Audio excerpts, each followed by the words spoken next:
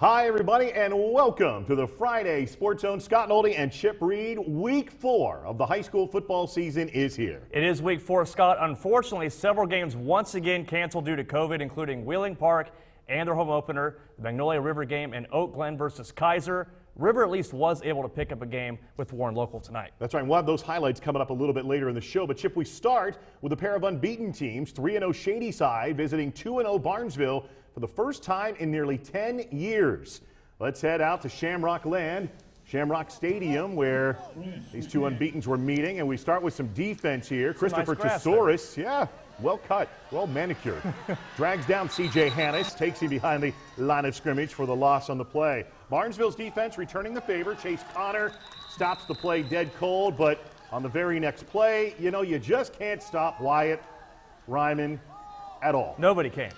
Ben Wash over the middle to him, and into the end zone he goes. 7-0 in favor of the Tigers. Big night once again for Ryman. Back come the Rocks, though. Hannis to Spencer Bliss, and that's a big gainer for the Rocks. And then later it's Hannis rolling, and he'll find Chase Connor.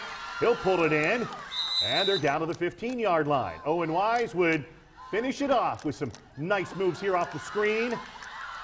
He'll take that into the end zone.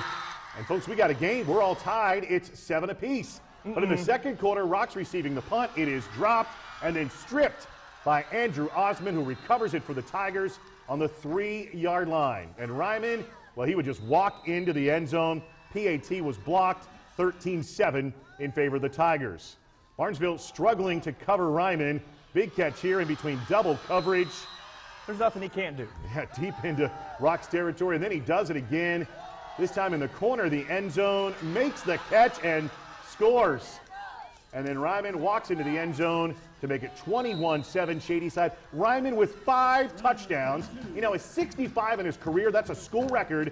Tigers win 35-14. They're now 4-0. Rocks 2-2. You can't win the Athlete of the Week more than once. Well, it says 718 all-time wins. But if Martin's Ferry falls to St. C, they are 0-4 for the first time since 1970. The Red Devils get the ball rolling. Colin Oberdick was one of our Robinson Athletes of the Week, and he's found in the middle of the field for a first down and more. And Scott, believe it or not, that would not be Oberdick's only catch in the game. Sessick finds him again to move the chain, so a promising drive for the Red Devils. And here they get it into the end zone. Jacob Jordan scores from 15 yards out. Not the most graceful after the touchdown, but St. C with the PAT makes it 7-0. Still in the first quarter, Jordan makes it his way almost untouched for his second touchdown of just the first quarter. It's 14-0 Red Devils. Martin's Ferry's in trouble early, and the Red Devils keep putting on a clinic. It's Sefcik to who else but Oberdick. How about a 50-yard touchdown through the air?